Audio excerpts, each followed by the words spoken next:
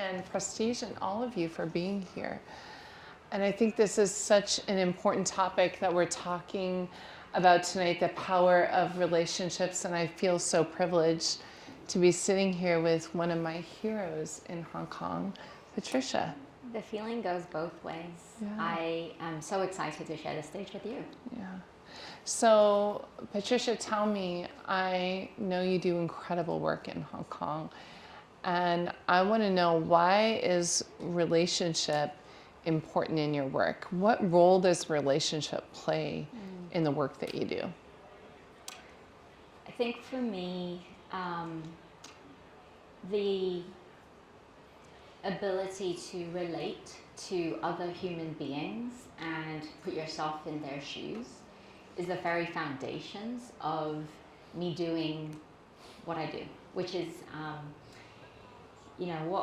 I run an NGO called Hong Kong Dignity Institute, and one of the big aims, one of them, is to end human trafficking.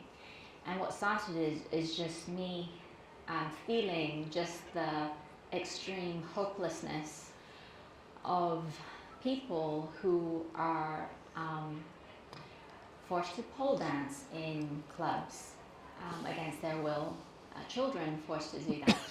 I remember reading these stories and just feeling completely broken, because I was trying to imagine just how it would be like to be in that position, and as I stepped into the job to actually realize my dream and be able to work with these people, I just found it so important to have to stay true to that space in your mind, to continue to relate to people that you work with. And I remember there was one instance, in fact, the very first victim of human trafficking I met in Hong Kong. I've read a lot about it. I've been excited about wanting to meet somebody, because it's so difficult to meet them when it's such a hidden crime. And there's just a guy I was just sitting right next to. I think our distance was about the same as right now. And he was telling me about how one of his rich landowners from his village in Pakistan convinced him to come to Hong Kong. And he was telling me about how he's been working for him in his home in Pakistan, and how every year he comes to him and go, "Can you come with me to Hong Kong? It'll be such a great time. It'll be such a good time. You'll earn so much money. You'll take care of your whole family." And then he started talking about how once he came to Hong Kong, he ended up being locked up in his office for 24 hours a day, and food was delivered to him twice a day, and every other day he was beaten by his employer. And he started talking about these things. But the weirdest thing for me was, he would stop every few minutes and he would stare at me like, "You're listening to me?" And then I just look back, "Yeah." "You believe me?" "Yes." And then he just cried. Like he just cried and cried for about 2 hours while talking with me. And from that point, every once in a while he stops again. "You still believe me?" And I'm just like, "Yes." And I was just stunned by how he was doing this. And he said, "I've been looking for people to talk to for 2 years, and nobody would listen to me. Everyone just sends me to somebody else. And I don't, it's so weird that you believe me. Who am I? Why would you believe me? I'm nobody." And it was just that moment that just reminded me just that importance to relate to my client just as a person and have that connection. And from then on, maybe going back to work, like this case became the landmark case in Hong Kong that where the courts actually made a declaration that the Hong Kong government has to enact laws to protect victims of trafficking. And lots of things have happened since then, and that was just the beginning of it. And I always remember that moment, because that's what set the scene. Anyway, so that's, I'll just share that for now. But yeah, as we're talking about just building that relationship with our clients, one of the things that I'm always thinking about is how do you think you're able to empower people around you through relationships? I think that's a really great question, Patricia, because at the end of the day, we cannot help somebody unless we're in relationship with them, unless they trust us, unless they're willing to share with us. And I think the reality is in Hong Kong is that we are facing a social isolation pandemic of proportions we've never seen before. There are more people who are lonely and isolated and feel disconnected in our city than ever before. And you can't actually help someone unless they trust you and they're in relationship with you. But the most powerful thing for me has been to realize that when you're willing to slow down and listen, just as you did to that gentleman from Pakistan, you know, when you listen to someone and you hear what's going on in their life, even if you don't feel like you can do anything to help them, when you listen, you can actually bring transformation to someone's life. And when you transform someone's life, you never realize how they can then go on to be empowered to transform other people's lives. And that really became so real to me. Just this last month when my son invited me and my husband to go with him on his youth group service trip, volunteer service trip over Easter holidays. Now, I gotta tell you, I did not want to go. Hong Kong has really been through a lot over the last 3 or 4 years. And I work for an organization called Mother's Choice. We care for the many babies and children without families and pregnant teenagers in our city. And the last 4 years have seen a child protection crisis like we have never seen before. More child abuse, more child neglect, more child abandonment, more women facing sexual assault and other issues that really stem from social isolation. I was like, I don't know that I want to take a week off to go volunteer in the Philippines with you and your youth group. But I could tell my son's 12, he's almost 13. I could tell the way he asked me and my husband that he really wanted one of us to go. And if I waited until next year when he's 13, I had this feeling in my heart like he might not want us to go. So I said yes. My husband was like, no way. But I said yes. And so I went along with him. But I've been so busy at Mother's Choice the last couple of years, I didn't even have time to look at where are we going? What are we doing there? You know, what's happening? He said, I need your credit card. I need our passports. So I said, here's a copy. You take it. And we flew on a Sunday night, the week of Easter, and we got in quite late at night. We were in rural Philippines, outside of Manila, and we landed too late at night for me to find out any of the questions I probably should have asked before we got there. Like, what are we doing there? Where are we volunteering? What's happening? So we went straight to bed, and first thing in the morning, we gathered with the group who were going to be doing the volunteer trip. And they said, welcome to the Philippines. We are volunteering at a small local NGO that has a home for pregnant teenagers and women who have been abused and are pregnant. They have a children's home for babies and children who've been abused, abandoned, and neglected. They have an education program in a local school and a feeding program that's connected to it, and a maternal and child health clinic as they're underserved from a health perspective. And everybody was like, oh, yay, wonderful. And I smiled, but inside my heart, I'll be honest with you guys, my heart sunk. I've been working so hard these last few years, and Mother's Choice, what Hong Kong has been through is really hard. And I've just taken a week of precious annual leave to go volunteer in an organization that does almost the exact same thing that we do in Hong Kong. I mean, I care about these issues, but I would rather spend my vacation, doing something else. But I smiled and I gritted my teeth. Of course, the options for volunteering were geared not towards professionals like Patricia and I, but things that teenagers could do to serve alongside the local community. They were helping to build some additional classrooms, so they were doing cement and plastering on the walls.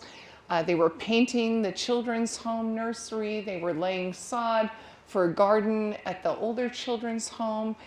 They were doing a feeding program, and they were also volunteering to assist with the nurses and midwives in a maternal and child health clinic. Of course, I was with a 12-year-old boy. I love newborn babies, but he had no interest in the clinic. He wanted to do the manual labor, so I found myself in 35-degree heat, putting up cement stucco and laying sod and painting walls with no air conditioning.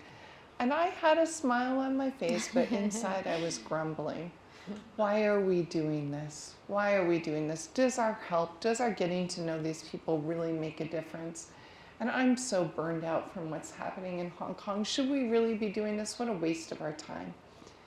Every night we would gather for dinner with the team, the volunteer team from Hong Kong, and the moms with girls would tell me about their volunteering in the clinic and how they delivered 3 to 4 babies a day, and all these newborn babies came in and how wonderful it was. And I was like, well, that's great, because I'm serving alongside the local community, painting walls in the heat. Everybody kept saying to me, Alia, this is something to know about. Both Patsy and I, we're both moms, we're both working moms, and I actually have 7 children. And so everybody kept saying to me, you've got to meet the head midwife from the clinic. She's gonna love meeting you, because she's delivered thousands of babies to all these vulnerable women, and you've had 7 kids. She's gonna find you so interesting. I was like, yeah, whatever. The second to the last night, one of the moms says to me, she's downstairs. Rona, the midwife from the clinic, you gotta come and meet her. So I say, okay, fine. She brings me down, and she says, Rona, this is Alia, one of the moms from our Hong Kong volunteer group. She's the CEO of a very similar organization in Hong Kong called Mother's Choice. But I really want you to meet her, because she has, and she doesn't even get 7 kids out of her mouth. Because this woman, as soon as she says Mother's Choice, I actually thought she was having a heart attack. Tears start coming down her face. She starts hyperventilating. Was it you? 2005, was it you? I was looking around for a defibrillator. I thought she was going to have a heart attack. And eventually she slows down enough to say, was it you in 2005? I still have the name card. Was it you? And I said, if it's 2005, it definitely wasn't me. I graduated from law school in 2005. I was starting my career in New York City. I wasn't back in Hong Kong yet. I said, why? Did you come to visit Mother's Choice at that time? And she says, yes. She tells me the story of how she'd been a domestic worker in Hong Kong. And she didn't tell me what happened, but it was pretty clear from how she said it. She said, I experienced extreme trauma. And as a result, I was pregnant. And she said, she's a medical professional. She's a nurse and midwife. She said, I tried to terminate the pregnancy myself 5 times, and it didn't work. She said, I was so depressed, I would get cigarette butts that people dropped, and I would put them out on my arms. She said she went to the top of the building where she was working in Kowloon, and she decided she was going to jump off of the building. But she said she felt like somebody or something stopped her. Eventually it came time she could feel the baby was going to come out, and she had to go to the hospital. She said, I still remember the name of the doctor, Dr. Ma. I went into the hospital, he did a scan, and he said, Rona, you're going to have a baby, and it's a baby boy. But he said, I need to tell you, this baby has some pretty serious medical needs. Baby's going to need immediate medical intervention, and probably medical intervention for life. And she just started to cry, because she said, I can't stay here in Hong Kong where this has happened to me. But how can I go back to the Philippines with this baby who needs all this medical care? I don't have the support system. And she was sobbing. And the doctor said to her, I've heard of a place that takes care of babies and they help those babies to find loving families. And I will bring you there. So this doctor, this sweet doctor, waits for her to be discharged and the baby, and he brings her to Mother's Choice. Now, you can't actually sign off on adoption in Hong Kong right away. It's quite a lengthy period, cooling off period. So 2 weeks went by while she was waiting, and she cried every day and every night. And she had called her little boy Joseph, and she said, I can't leave Joseph behind. So she came back to Mother's Choice after less than 2 weeks and said, I want my baby back. And of course, whoever was there said, of course, gave her baby back to her. And she went back to the Philippines. And I got to tell you, we would have felt like what we did for that woman and for that baby, to be there for her when she had nobody else to be in relationship with her, we probably felt like we didn't do much. That wasn't long enough for us to put it in our impact report.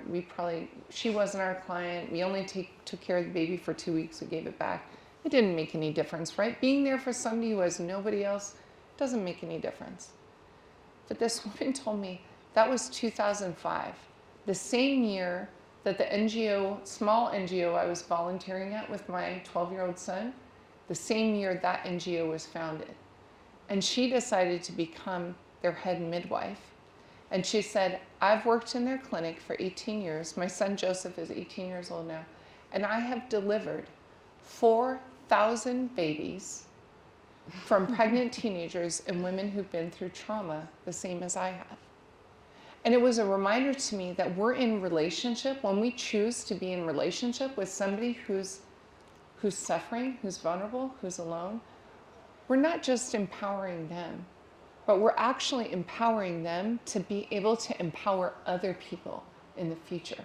So relationship is absolutely worth it.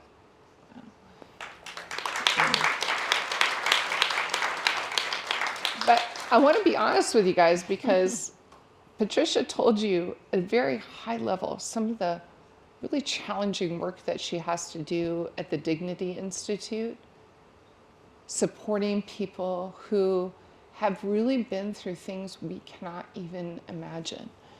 And Patricia, you enter into relationship with people who've been through extreme trauma. You have to kind of walk with them in their darkest moment, and things, quite frankly, in this room we can't even imagine. And so I want to ask you, it takes courage, because relationship isn't just about serving someone. It actually takes courage to be vulnerable, to be intimate with someone. And it must take courage for you to do that over and over again. How do you do that? How do you find the courage to do your work?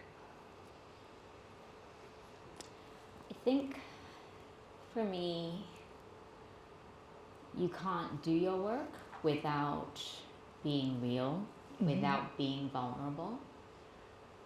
I mean, you can, but you're just not doing it properly. You're not doing it justice. Yeah.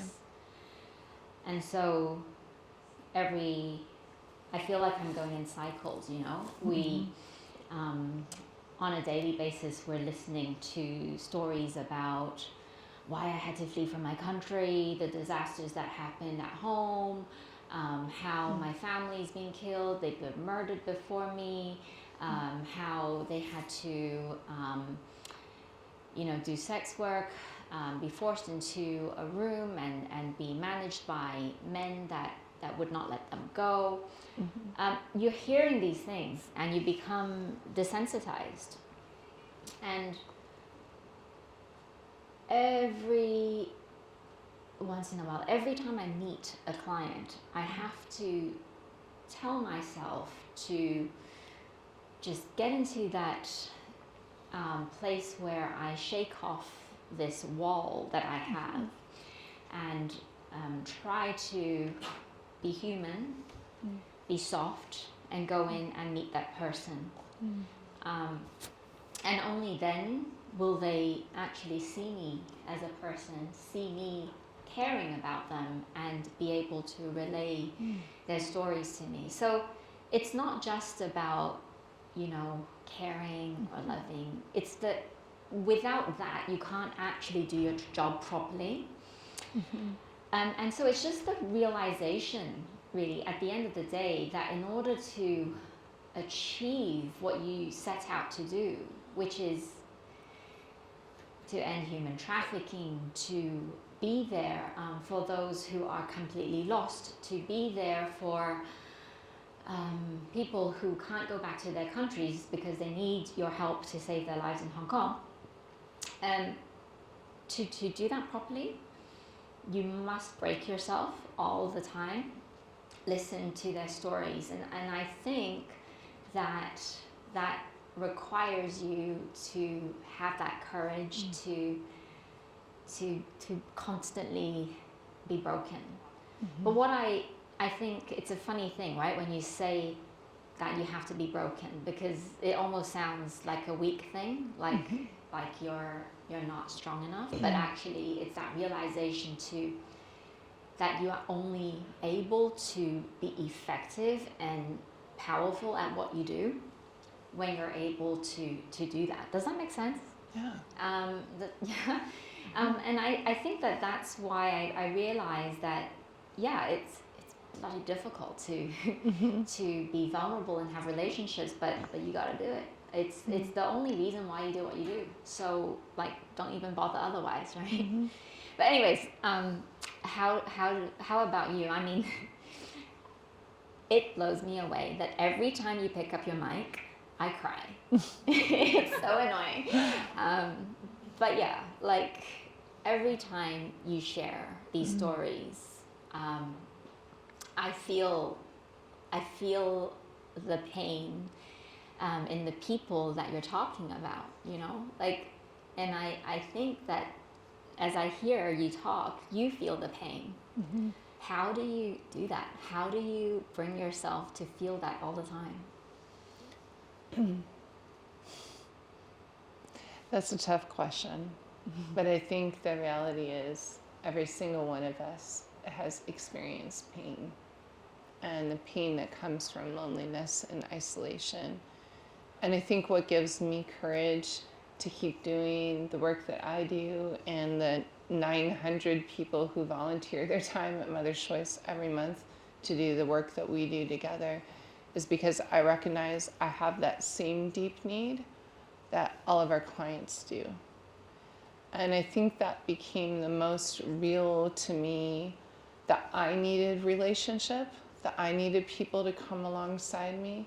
When I mentioned I have 7 kids, when I was pregnant with my 5th son, I have 6 boys and 1 little girl.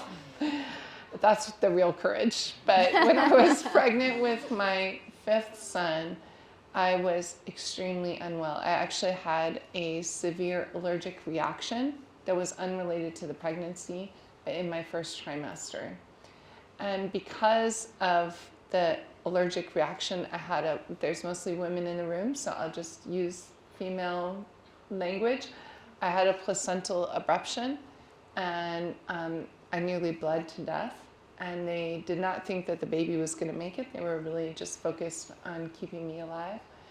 And miracle upon miracle, somehow there was still a heartbeat after all the hours of trying to save my life. And they told me from the beginning, there's no way this baby is going to make it. But because there's still a heartbeat, we'll keep helping you. But I had to stay on total bed rest. I was only 11 weeks pregnant, and to stay on total bed rest, I had a hematoma the size of a newborn baby, bigger than the baby that was actually in there. And I was at extreme risk of bleeding out. I spent 19 weeks on full total bed rest.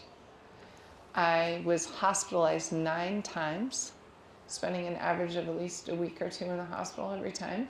So I was pretty much lived in the hospital, and not in a nice private hospital. I lived in the public hospital, okay?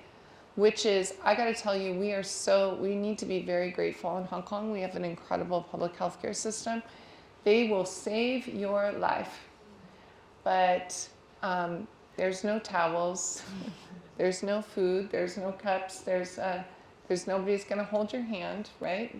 They are doing very important work, but there's no extras. And I had 4 little kids at home, a husband, of course, who was working, and even with all the networking community of support that I have, I mean, my husband was struggling. I got to take care of 4 little kids by myself. Even with the helpers, I'm struggling. Somebody needed to bring me food. I didn't have food in the hospital unless I wanted to eat congee every day for 5 months. You know, it wasn't easy. I got to tell you, it wasn't easy.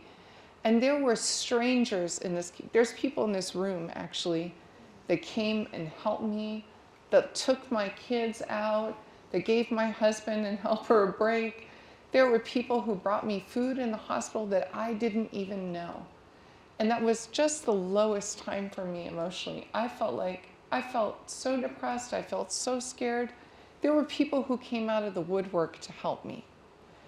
Now, I got to tell you, I realized not everybody has that in Hong Kong. That was my darkest time, but there are people who don't have people who are going to show up for them when they have a problem. And it was made very real to me because at that same time that I was going through this difficult pregnancy, there was a girl living in a hostel at Mother's Choice who was 13. And she was pregnant because of abuse in her home.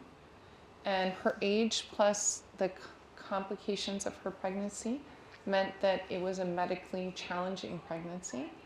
And she was being sent to Queen Mary Hospital very often because they deal with all the high-risk cases. And there were some times that we would go together. Now, this girl, I'll call her Beth. That's not her real name.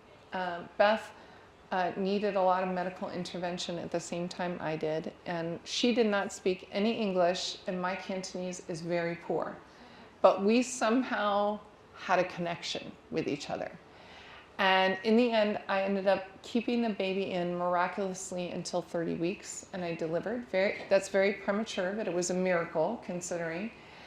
She gave birth just a couple weeks later, also very prematurely, and then our babies were side by side. We were together in the obstetric unit, and then our babies were side by side in the NICU. My baby got out after 2 months, but her baby had to stay for longer, really much more complicated situation. And I've never been good about taking maternity leave, but with a premature baby, I had to take paternity leave. It was extremely challenging, very full on.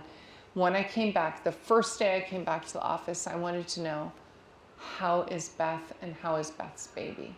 Because we support girls no matter what their choice is, and she hadn't made up her mind last I checked. And they said, Beth's baby actually just got out of the hospital on Friday. And I said, that's great. I said, what did Beth choose? And they said to me, well, Beth actually decided to place her baby for adoption, which is a very courageous choice. But Beth said, I love my baby, but I want my baby to have a family and a loving family. And that's something I can't give her. I want somebody else to give it to her.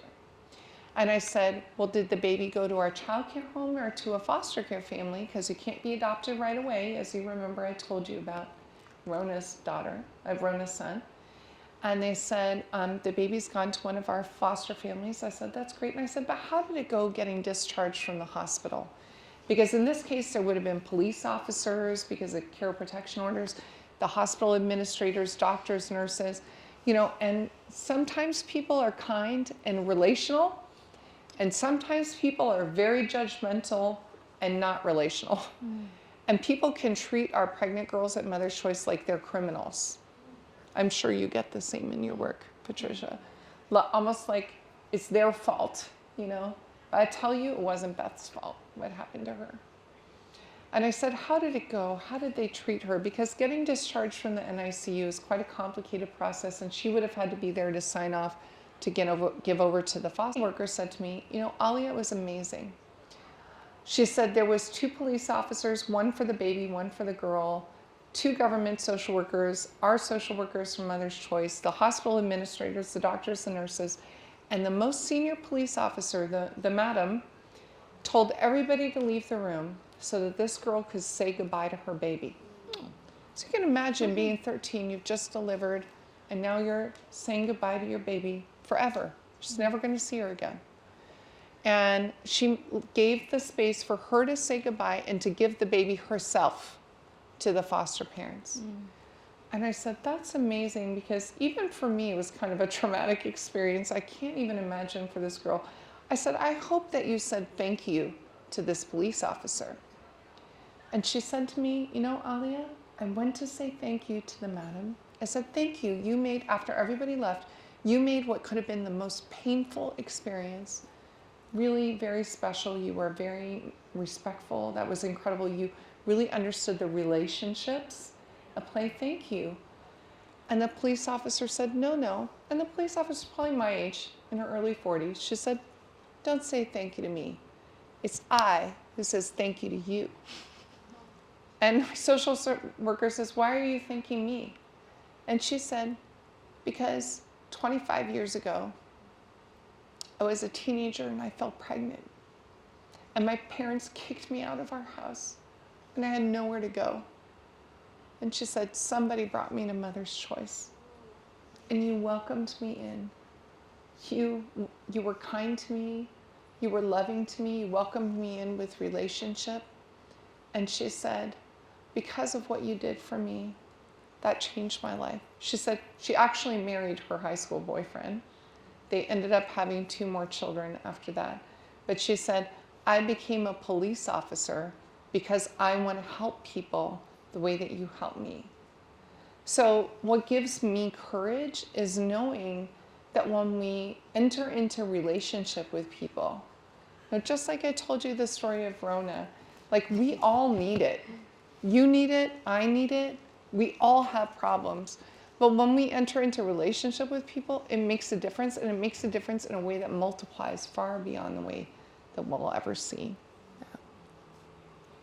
Alia, they're passing tissues around.